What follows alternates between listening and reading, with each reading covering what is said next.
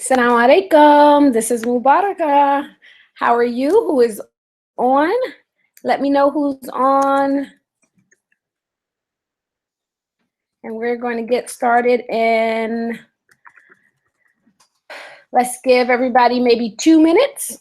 2 minutes left, and I'm going to go to my, I'm going to pull up my application window. Here we go. Okay. I just have to play from start. All right. So today we are talking about carbohydrates and the glycemic index. And I see I'm in my room. All right. So let me know that everybody can hear me and that you can see my screen. So those are two important things, of course. I want to make sure you can hear me and you can see my screen. Those two things I need to get out of that. Here we go.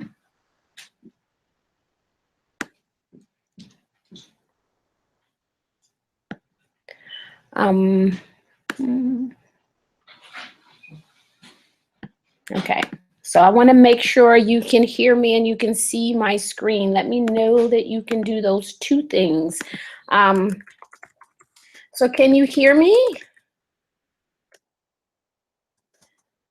And can you see my screen?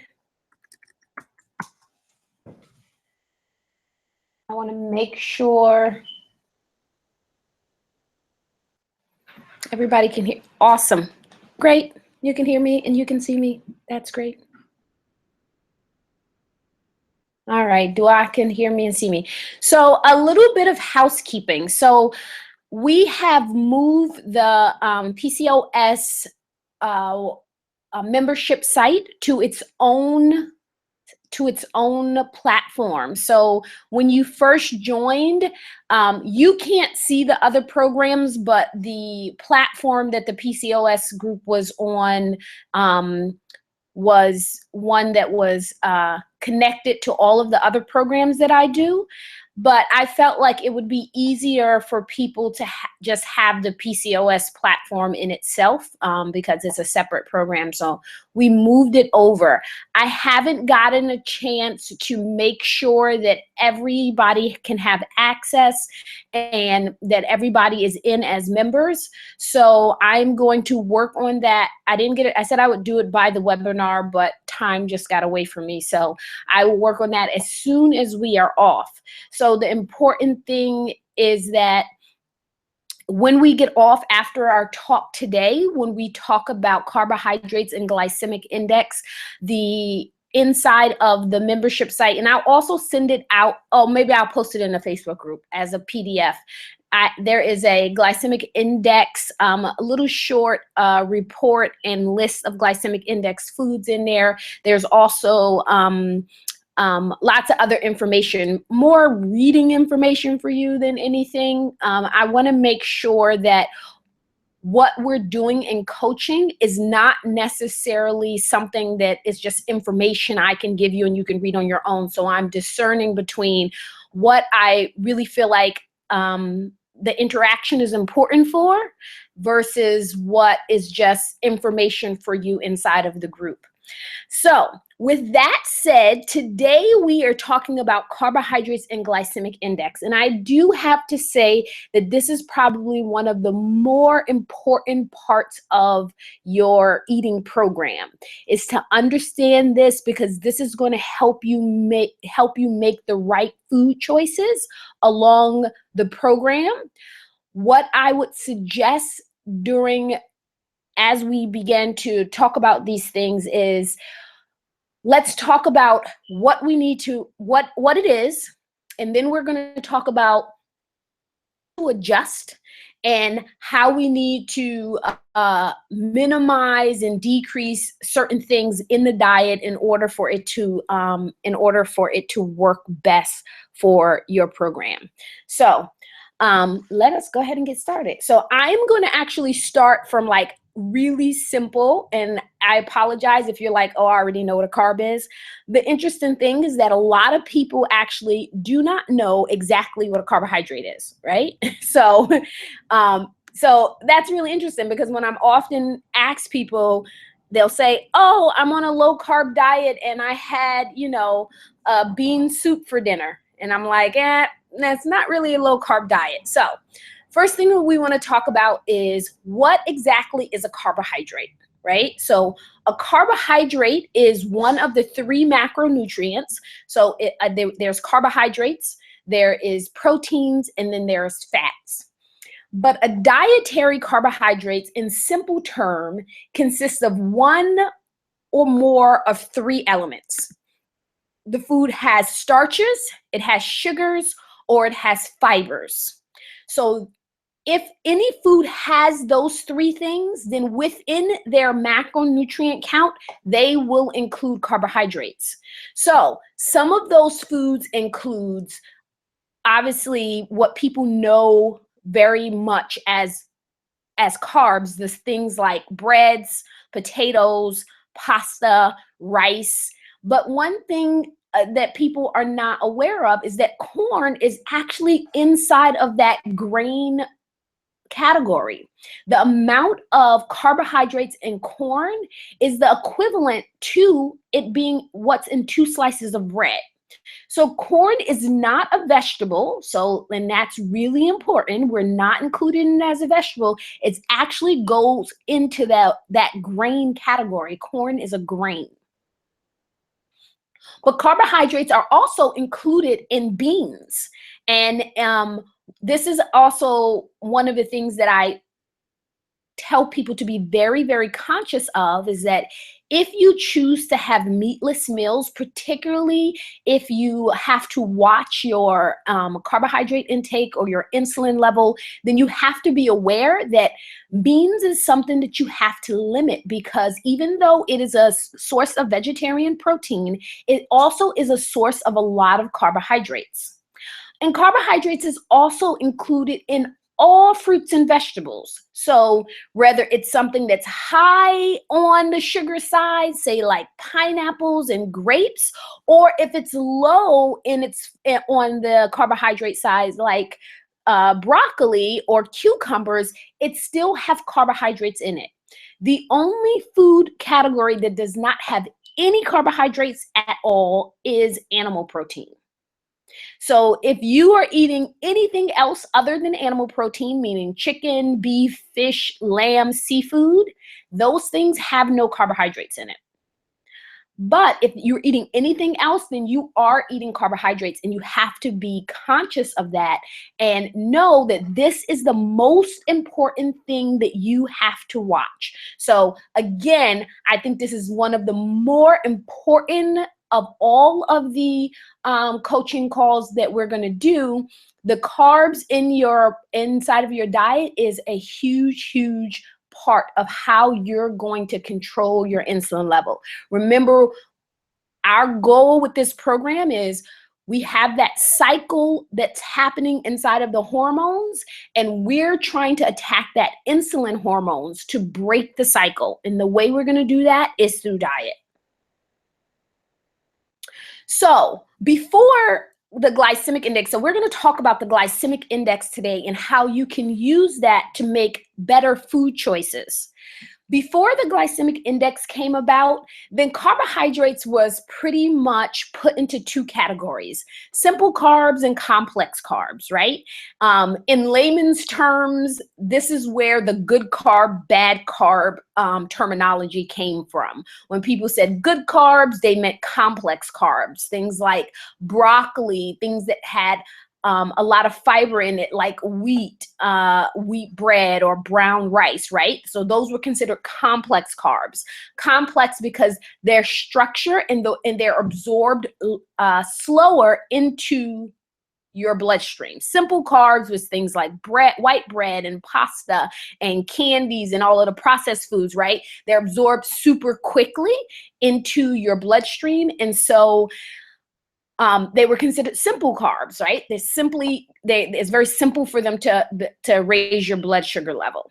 Then the glycemic index left the I would say the research lab, and it actually came to be useful in being able to explain to everybody.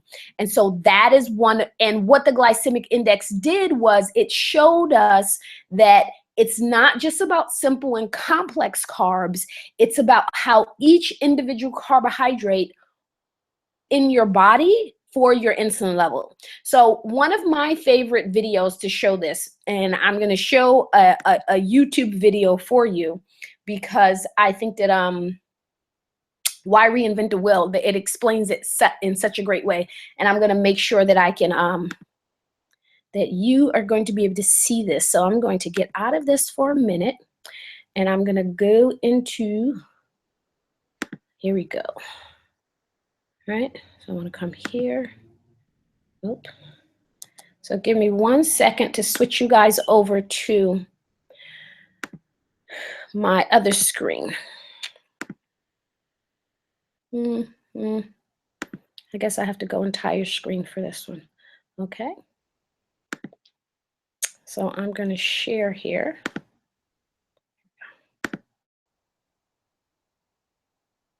Line represents your blood sugar. When you eat, your blood sugar rises. Your pancreas produces insulin to open the cells to be fed.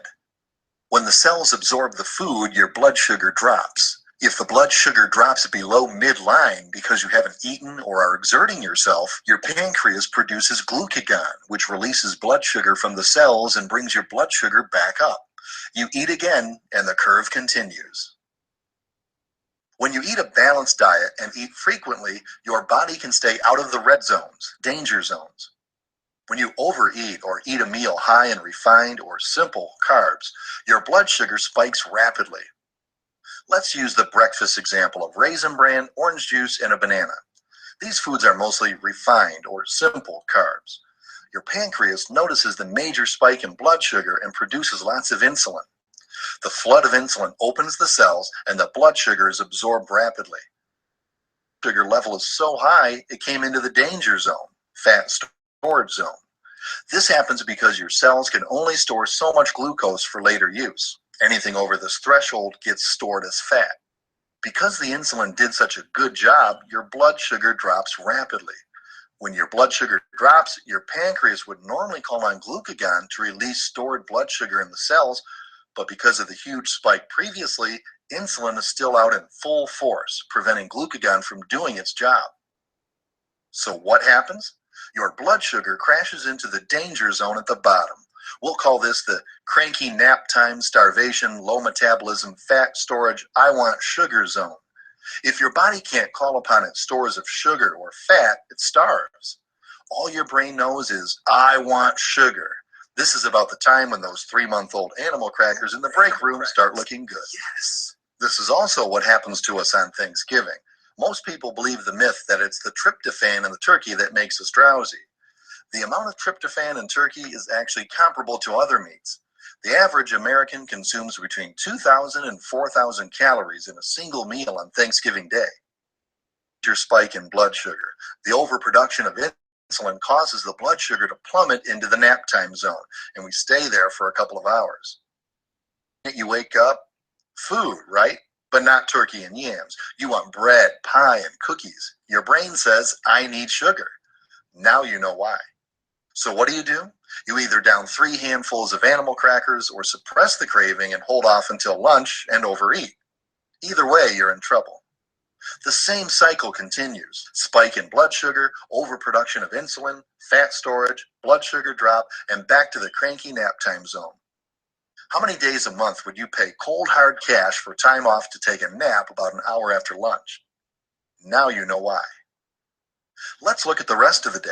You stay in the low metabolism zone for the rest of the day until later in the afternoon when something magically happens. You suddenly overcome the drowsiness and don't feel as hungry. What's happening? Insulin has dissipated, and your body can now finally call on some of the stored energy in the cells. Seems to make a case for eating infrequently, doesn't it? Not if you remember the lesson on the sumo wrestler from Module 1.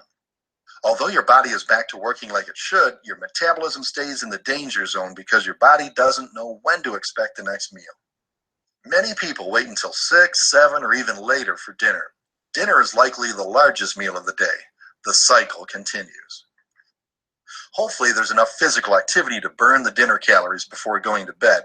Otherwise, the insulin filling your bloodstream will be glad to convert those calories to fat for you. We haven't even mentioned what some people do to themselves with large evening snacks. Take a look at the pattern of this day. Are there any similarities in your diet? Notice where the majority of the day is spent in the red zones, which are fat storage zones. Have you ever said, it doesn't matter what I eat, I always seem to gain weight? These zones are also the cranky, I want to take a nap zones. Have you ever wondered why you feel rotten a good percentage of the day? They are also the I want sugar zones. Have you ever wondered why you struggle so much with willpower? As we discussed in Module 1, it's not all about willpower. When your body is in the bottom of the trough, willpower has little to do with it. It is about getting the right nutrients to fuel your body so it can function on the food you have eaten instead of stimulating you to eat more.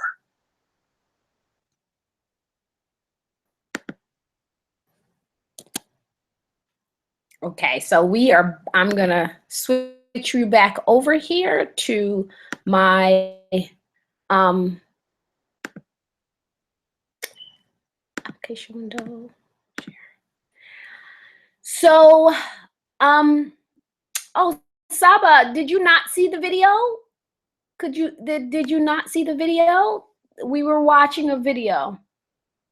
Everybody saw it. Did you see the video?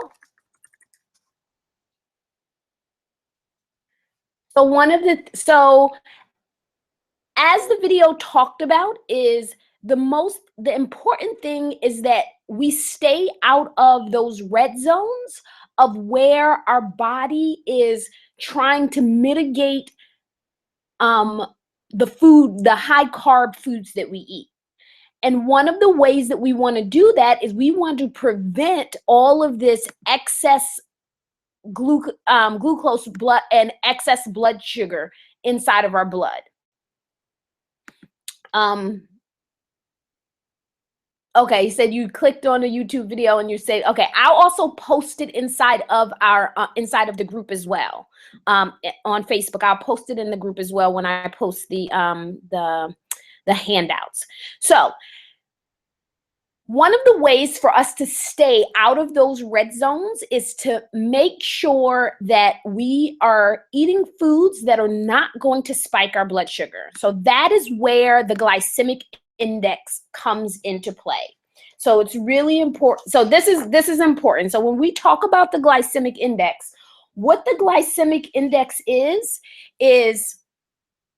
introduce the glycemic index. We talked about the glycemic index in terms of how much insulin a food will cause your body to produce after you have taken in 100 grams of a particular food, and then 2 hours later, what is the amount of glucose inside of your blood, right? So that is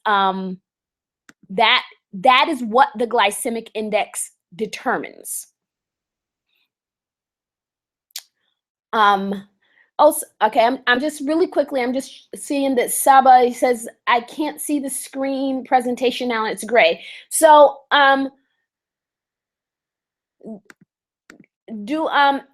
Nuzhat and I think Dua was on, can you see it? So is it Saba that needs to maybe adjust something? I just want to make sure everyone else can see the screen.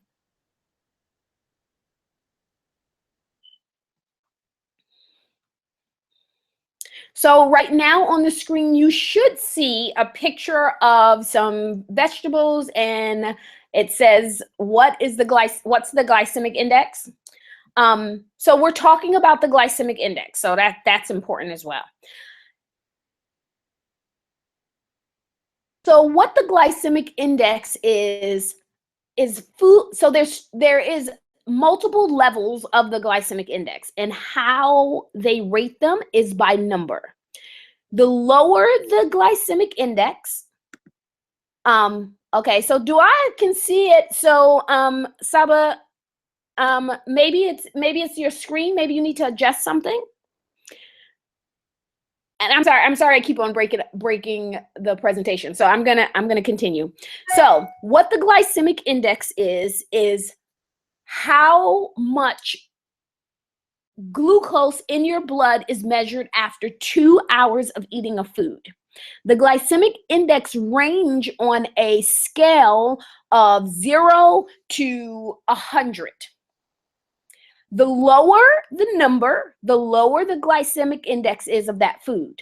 The higher the number, the higher the glycemic index is of that food.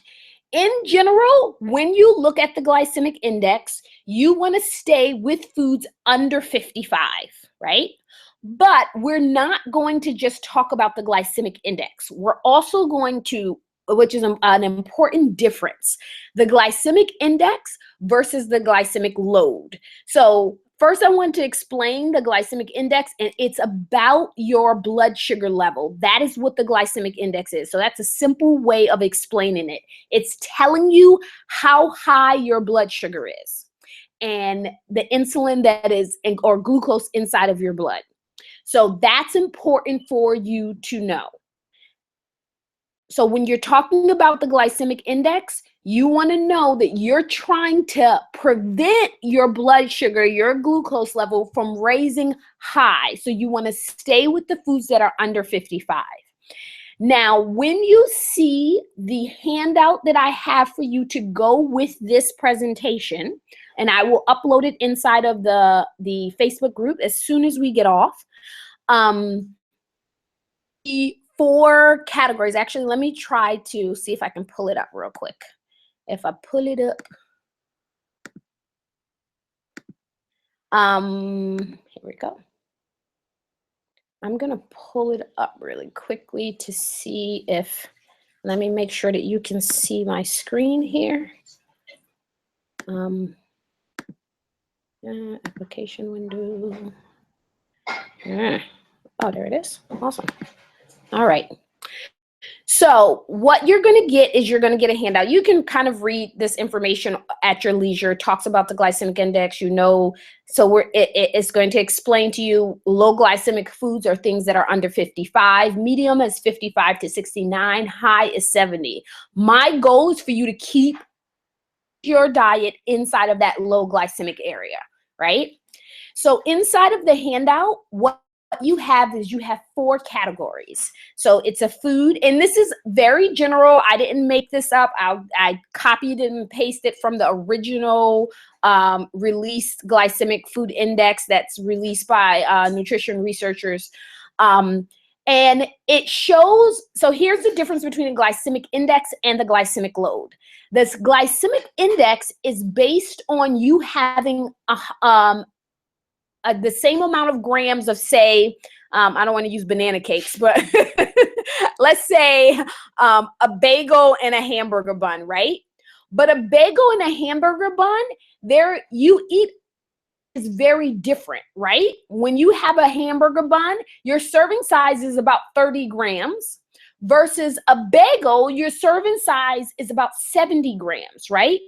So on the glycemic index, that's this first row right here, a bagel would be 72 and a hamburger bun would be 61.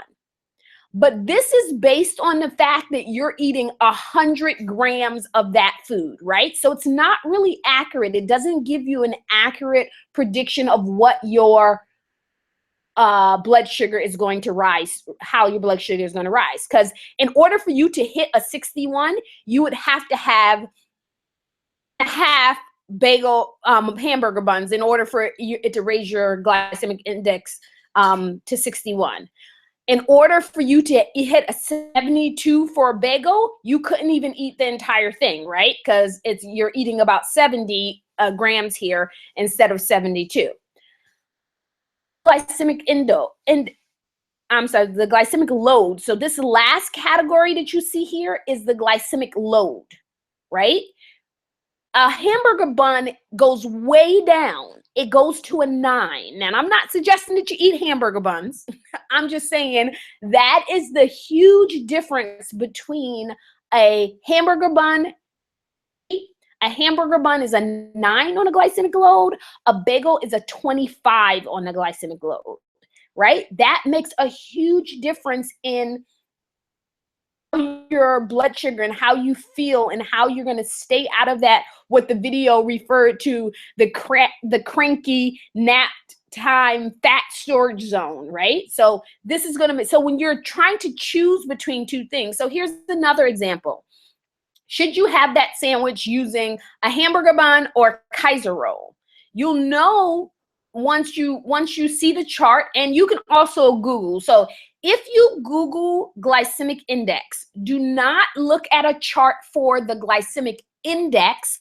You need to look up the glycemic load. So that's really important. Remember that. No glycemic index. We are focused on the glycemic load, right? So when we talk about how we choose foods, and I'm going to ask you to, we are going to talk at the end about how we want to cut out all of this bread stuff, but we'll talk about that in a minute. And Dua says she's making burgers right now, right? That's okay. Enjoy them now. Enjoy them today, because we're gonna take a pause on that for a minute. So this is where this comes in handy. So for example, if you're trying to decide when you are able to balance what you're eating and you are going to have a sandwich, right? Should I use a hamburger bun, a Kaiser roll, or pumpernickel bread, right? This is how you're going to decide. You're always going to go for the lowest number. So if you see on here, pumpernickel bread is the lowest number, right? So you can use that. And inside of the handout, we have beverages, we have grains, there's lots of other. I'll also give you a link to the complete list. I think that this list maybe, I don't know, I may have given you maybe 150 foods here, but every food that you eat has a number researched and has a number associated with it. So remember that there's nothing that you can say, well, I couldn't find it. I'm going to give you the link for it so that you can be able to find what it is. So one of the things that I want you to focus on this week, we're still writing down, and I hope everybody was keeping their food diary this week, right? Writing down even if you couldn't access the template that I gave out, you should have been writing down what you was eating, what time you was eating, how you were eating, how you felt after your meal, your satiety, and your emotional feelings. You're going to continue to do that. So as I give you homework every week, your goal is to build upon the previous week. So we are still keeping a food diary. This week, we're going to focus on low glycemic foods and actually cutting out things that like wheat and pasta and potatoes. I want you to literally cut it out your diet. That doesn't mean you will never ever be able to eat it again. That means that I want you to feel what your body feels like without it and how it is going to change. It's going to change the way you feel. It's going to change about how full you are. It's going to change, which is your satiety level. It's going to change how your weight drops. It's going to change how your insulin level is maintained. The number one place that people get most of their carbs from is wheat. Let's talk about not just cutting out wheat, but what do we substitute it for? Because this is a really important part for me, is that generally when I tell people, okay, I want you to avoid this particular thing, they kind of like go on a freeze and don't eat anything. And that is not what we want to do. Remember, my number one thing is God gave us teeth, bite something, okay? So it's really important that you do that. I'm going to switch back to my PowerPoint here. I wish there was a smoother way for me to do this. All right, so we're going to focus. So this week's focus, I'm going to go to my next here. So this week focus is we are going to completely remove wheat, beans, and potatoes from your diet program, from your diet. and you are still writing down. So where are you going to get your carbohydrates from? You're going to get your carbohydrates from vegetables, a little bit of fruit. You can have fruit in the morning, but you're going to get most of your carbohydrates from vegetables, and then you're going to make sure that you're eating protein, right? So protein meaning fish, meat. You can have tofu, you can have tempeh, you can have beef, you can have lamb. The interesting thing about wheat, and I'm not saying this to tell you that wheat and beans and potatoes are horrible and you should never have them. I'm saying that we're going to remove this from our diet throughout the program so that you can feel what your body feels like, and then you can be able to determine better how much of this you can reincorporate into your diet later on, right? So right now we want to remove it. Now, things that I want to explain, but I want to make sure that I'm answering any questions. So does anybody have any question as to what constitutes a carbohydrate? Do you have something in your diet that you're not sure what its category is? You have any questions about the glycemic index and any questions about how we're eating? Now, I know that that people are looking forward to me actually telling you eat this, eat this, eat this, and I am intentionally not telling you that right now.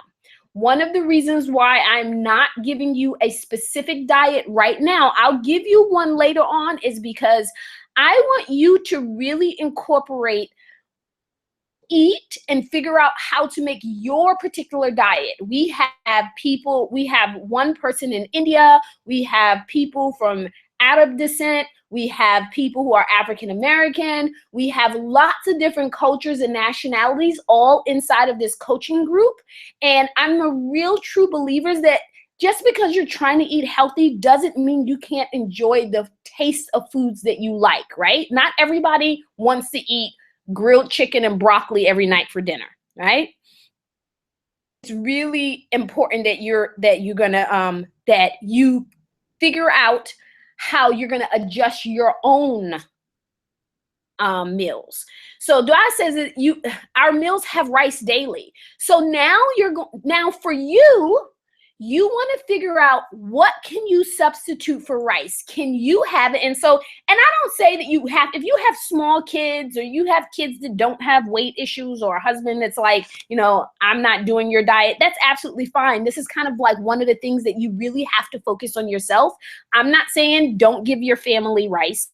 Let your family have rice, and you may have to have something different, right? Or something that's a little bit modified. So I'll give you an example. So sometimes my family has pasta. My husband will make dinner and he will make pasta with meat sauce, and that is what they're having. And then there's a vegetable to the side. Often what I do is I actually take the pasta sauce, the pasta meat sauce, and I just pour it over the vegetables. That's one way. And if I have a little bit of time or energy, if I want to make like the zucchini noodles, which I actually don't make very often, sometimes broccoli is my family's favorite. So broccoli is we probably have that 4 times a week. We do. So sometimes it's just the meat sauce over the broccoli. And my family is not being denied. They don't have weight issues. I actually have a son that's trying to gain weight. So I'm not forcing my diet on them, but rather I'm just modifying what we already eat as a family, and mine is just a little bit modified. So do you understand how you can, if you think about what you're doing, eating, how you can modify that? So let's, if I could use you as an example again. So for example, if you're having a burger, you may skip the bun, right? But that doesn't mean you just sit down and eat meat. Remember, if you're taking out the high carb thing, then you need to replace it with fruits or vegetables. You need to replace it with something else, right? So something that's other than protein. You need to replace it with fruits and vegetables. So you want to make sure that you're doing that. So Saba said, what about quinoa? So I would suggest that you even add a version of your rice, and you want to cut it out just temporarily. Quinoa is actually a really good source of protein, vegetable protein. It's actually one of the few complete vegetable proteins. So we're certainly going to put that back in a couple of weeks. But I really encourage you to at least try 14 days at minimum. Maximum would be maximum would be about 21 days. You're going to really cut all of that out. So I love fruit juices, tried replacing it, but not able to stick to it. Oh, we have to take that fruit juices out. So one of the things about, so when you really have a craving for things that are high in carbs, and fruit juices are one of the highest carb containing thing. You're literally drinking your calories and drinking your sugar. You really can't do anything other. I wish I can tell you some easy way to ease out of it. You really have to go cold turkey. You just have to stop yourself from drinking it. Have water, have seltzer water, have anything other than the fruit juice or soda. And I know that, believe me, I know that's hard. I've done that. I've never been a fruit juice person, but like sometimes if I do have juice, I enjoy it. But when I go without it, you're gonna find that days you're going to be like, oh my God, this is so sweet. Why did I drink this before? So you have to just take it out. It's sort of like, they say that sugar, not that they say, but research actually shows that sugar lights up the same parts of the brain as cocaine. It literally becomes addictive. Your brain will crave it when you have a lot of sugar because it makes you feel good. It lights those pleasure sensors of the brain up. One of the things that you want to do, it's kind of like when anybody detoxes off of anything, sugar is like a drug, right? So an alcoholic doesn't say, well, you know what? Instead of having an entire bottle of liquor, I'm just going to have a cup, right? That's not going to work. And sugar is actually the same way. You can't say, well, I'm just going to have 1 cup of juice instead of 4 every day. That 1 cup is going to make you crave having more, and you won't be able to stick to it. So you really have to take the entire thing out. She said, I missed what you said about drinking water. So instead, you want, the purpose of drinking is to quench your thirst. When you're talking about your thirst, right? Things that you can substitute that fruit juice with is water, seltzer water, unsweetened herbal tea. I would even say if you can drink black coffee, then that would be okay as well. So one of the benefits of that is that coffee is actually an appetite suppressant. The caffeine is actually an appetite suppressant. So I'm not saying drink a gallon of coffee a day. I always have to precursor. Some people really like coffee, but if you can take it black, then it's okay for you to have it, right? It's not going to, we don't have to cut out things that does not affect our insulin level or our glucose level dramatically. And coffee is one of those things. Tea is one of those things. You certainly don't want to make it super sweet and put sugar in it or put honey in it or anything like that. Not even sugar substitutes, because people always ask me, oh, but what about stevia? What about, equal? What about those things? The research shows us is that when you use sugar substitutes, it still sends your insulin level up, right? It still sends your insulin level up. Why? Because your tongue tastes sweet and your body will respond to what your tongue is tasting, right? So no milk, no dairy, no cheese. So that was going to be next week's conversation. I would say, feel like you don't want to just, cut everything out and it'd be too hard, then milk and dairy this week. But next week, we're going to talk about how dairy and the lactose, which is the sugar in dairy, and how that affects your sugar level, your insulin level. But yes, so this week, continue to have your milk inside of your tea. Continue to have your milk inside of your tea. We'll talk about that next week. I'm trying to just get you to do one thing at a time, and as we see that these habits are going to build up. And as they build up, you're going to see the numbers on the scale change. You're going to note the way you feel. So this is one of the reasons why I want you to continue to keep that food diary, because you're going to know, you're going to have days where you're going to be like, oh my God, this is crap. I don't want to do this. Write about it. Don't go off of the plan. Just write about it. It's not going to be easy, but I promise you that it's going to be worth it. So last week alhamdulillah, last week we were keeping food diary. This week we're cutting out wheat. What was it? We're cutting out our wheat, beans, and potatoes, right? So those are 3 things that we are removing from our diet plan, but we are substituting. So what this means is that you should be eating this week way more fruits and vegetables than you have been eating, because every time that you say, I'm not going to have the rice, I'm going to add extra vegetables to my plate.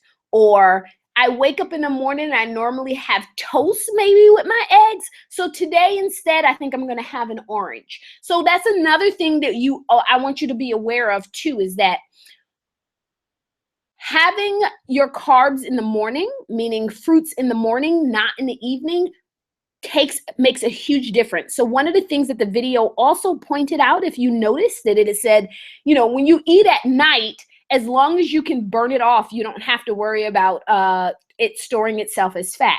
But if you're eating lots of carbs at night, right? We're talking about dinner. We're not even talking about the late night ice cream or the cookies or the stuff like that. That's even worse. Most people are getting ready for bed after dinner, right? If they're not going to bed in a couple of hours, they're probably going to be on a computer, or they're going to be sitting on the couch watching TV. You're doing something that is not very active. And because you're not burning off all of those extra carbohydrates, it will store as fat in your sleep. So you want to start, when your day can start off higher in carbs, like say have fruit for breakfast with your protein, but as you wane towards the end of your day, particularly with your dinner, you want to make sure that you're having a protein and a vegetable, not a fruit. Not limiting fruits right now. You can have them, we just don't want to overdo them, and you're going to substitute all of your grains and potatoes and beans. You're going to substitute that with a vegetable. Right. You're right. I do not need to see your food diary. I'm trusting you. I am trusting you. You can write in your language, because this is for you.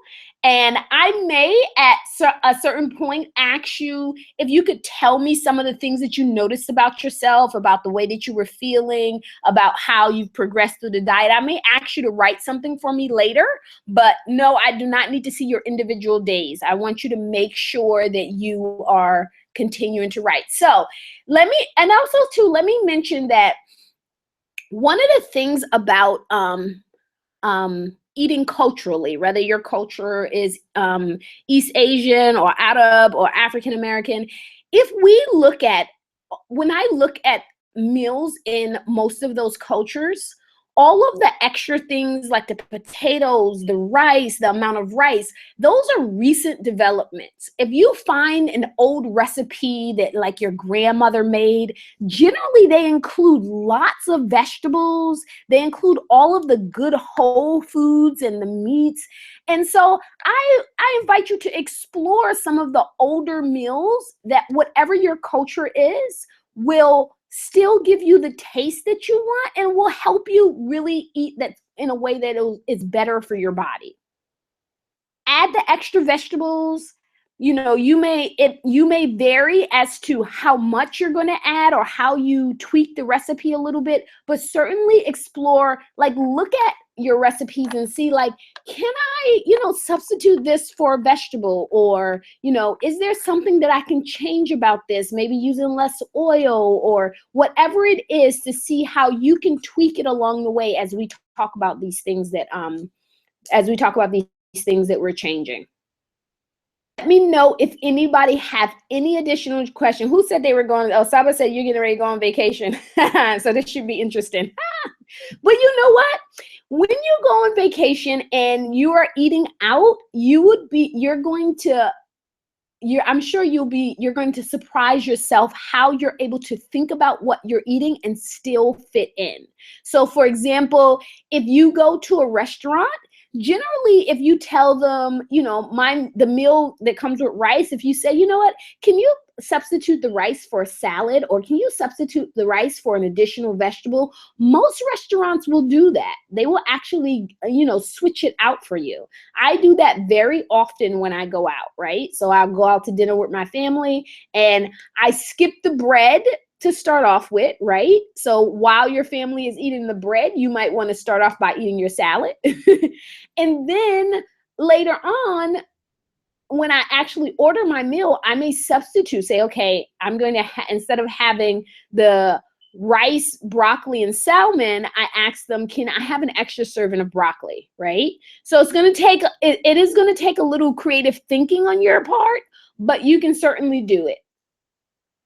Don't beat yourself up if you decide, like, I'm on vacation and this one day I'm gonna just try to do it as much as you can during that 14 days. And if you know, one meal you feel like, oh my God, I absolutely have to have this piece of bread, just get right back on track. So it's really important as we go through this process that you never ever feel like you failed the program. Know that this is a process, which is why I made it a 12-week coaching call. It is a process. And as you go through this process, some days are going to be great days, and you give yourself a high five, like literally, hey, I did great today. To the other, and make sure that you reward yourself verbally. Literally look in the mirror and said, you did great today. Like, we're going to do this, like, and write down how you feel and how you when you feel stronger, and when you feel like you have more self-control, when you feel like you're making good decisions and you're feeling those changes in your body.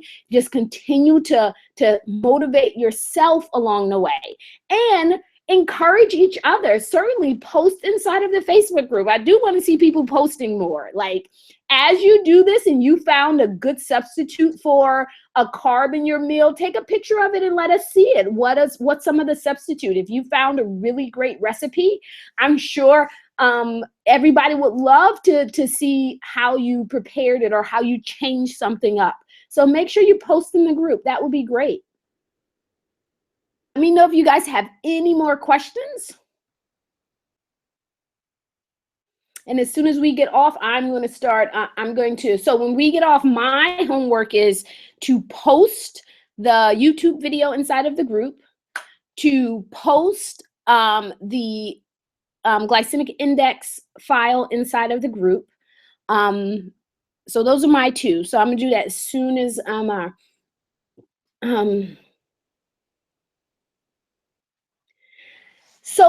So Saba, the group is private. I think that I made it private. But yes, for sure. I think that one of the issues that I had at the beginning, but which I think is solved, is that people wasn't able to find it at all. So I'm going to, let me make sure that I do it. So yes, so the answer to your question is yes. I'm going to make the group private, meaning that I can change the settings so that anybody who does come across the group, they can't see who's in the group. They can't see the post and they can't see who's in the group. So I will definitely do that. So the vitamin D that somebody posted is 50,000. So and I think it might have been Camille that posted, that was her prescription vitamin D. So based on what her doctor prescribed her to take. So, and that is really, really high. She, you know, I'm sure that her vitamin D level was very, very low. I would say find your what your vitamin D level is. And the other thing that I would recommend that you do, I can't remember right offhand, and I want to say it was something like 6 or 10, don't quote me on that, 1,000 milligrams that Dr. Lubna Powell on my interview suggested.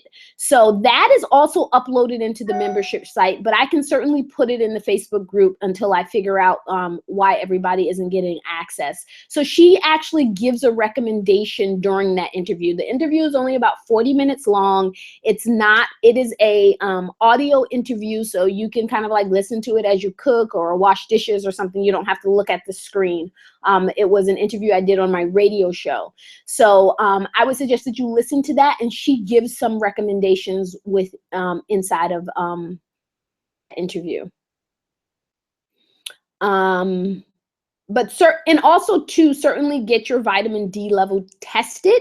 And if you haven't had it tested in like the last 6 months, you should get it tested again. One of the things that Dr. Powell said during the interview is that it should only take a few months of consistent supplementation for your vitamin D level to change.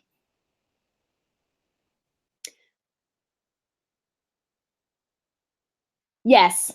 So the thing about vitamin D as well is the reason why doctors can prescribe as much as 50,000 UIs is because there is no side effects. There's no known negative side effects to taking too much vitamin D.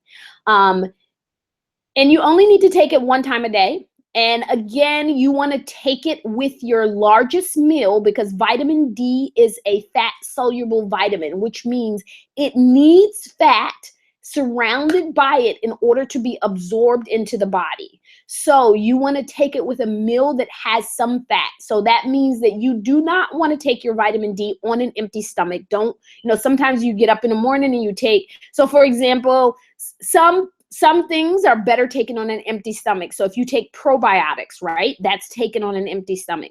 But for vitamin D, you should take it with food. Take it with a meal, and once a day is fine.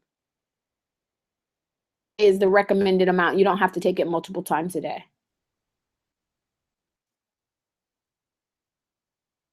Any other questions?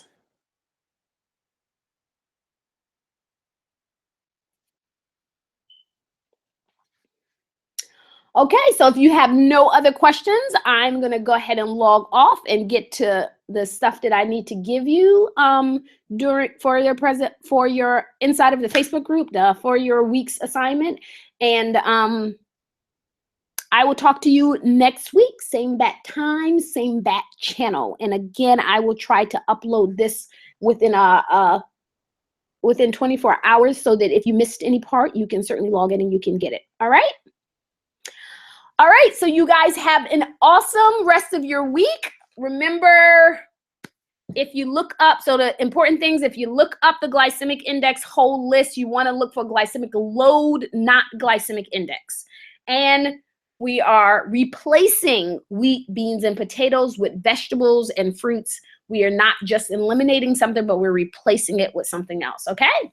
All right, welcome, and talk to you guys next week. Assalamu alaikum.